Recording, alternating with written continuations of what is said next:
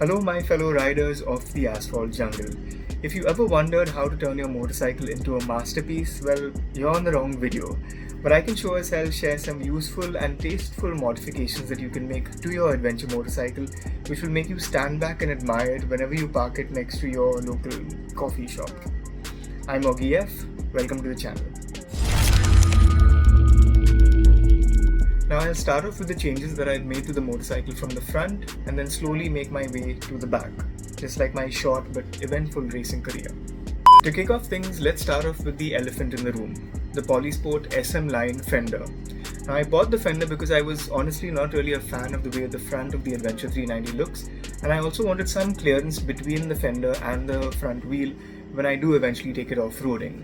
The link to buy this fender along with the other parts and components that I'll be talking about during the course of the next 2 minutes are mentioned in the description of this video. Do check them out. Now, while I did remove the stock fender from the motorcycle, I cut off the sides and kept those on the bike so that it adds some level of protection to the front forks.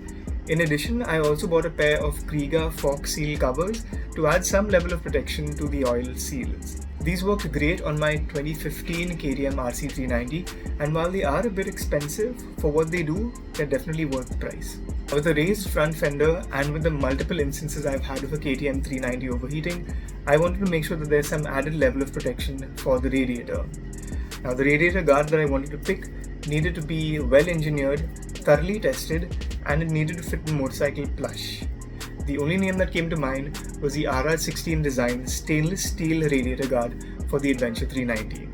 Installation was easy, and the unique honeycomb design ensures efficient airflow while providing maximum protection.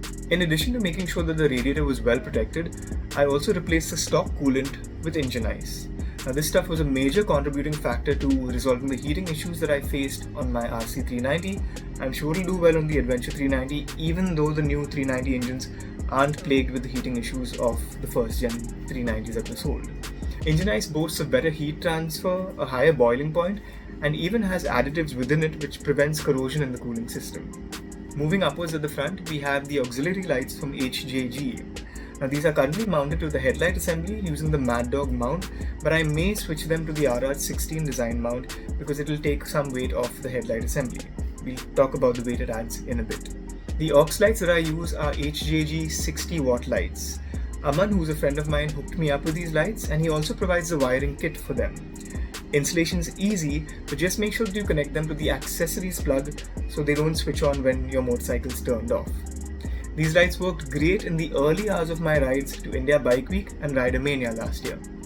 With the auxiliary lights now mounted where the front number plate normally sits, I have now moved the front number plate to the visor adjustment point thanks to a bracket provided by the good folks at Project Quicks. Its simple and minimalistic design ensures that the front plate sits flush without any vibrations.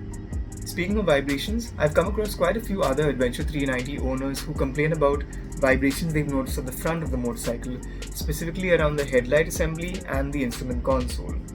Now, with the added weight of the aux lights at the front of the bike, I noticed that these vibrations became a little more pronounced, especially at lower RPMs.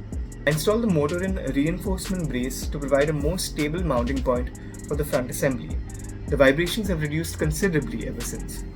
Now, I've had pebbles, mud, insects, and even pan fly into my visor. Yeah, don't ask. So I wanted to make sure that the headlight of my motorcycle got a bit of protection from the elements too. Fortunately for me, Big Rock Performance sent out a bunch of their parts for the Adventure 390, and the first one I installed was the headlight guard. Installation was really easy thanks to the detailed instructions that they provide on their website.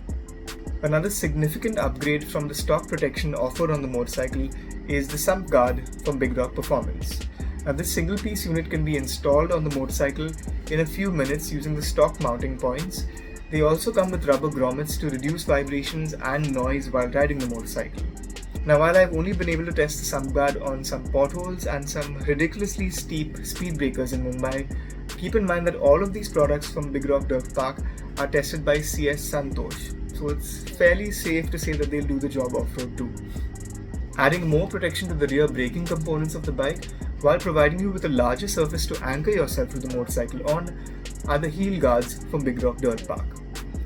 These mount directly to the stock mounting points, and the heel plates for the pillion also have cutouts to secure your soft luggage too.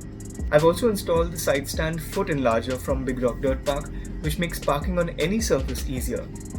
Now, in order to easily mount luggage onto my motorcycle, I've installed a tail rack from Motorin. I've got the steel version, but keep in mind it does come in an aluminium version as well if you're into saving weight. I've used this to mount my Rhinox Expedition trail bag, my held Zeno waterproof bag using bungee cords, and most recently my Carbonaro Modpack Pro, which I use to carry my laptop daily to work. Now, while it does add some weight to the motorcycle, I keep it on the bike even when I'm not touring because it adds an added level of safety to the rear indicators from unsuspecting pedestrians. We've all been there. Now, I'm sure there's plenty of you wondering why I haven't installed any additional aux lights, guards, sliders, top boxes and other hard luggage to the bike. The answer is simple. The reason why I bought the motorcycle is because of how light and nimble it is, and adding more bulk to it doesn't really make sense. The only upgrade I can think of making at this point in time is rear suspension related, maybe that fully adjustable monoshock from the SW version of the KTM Adventure 390.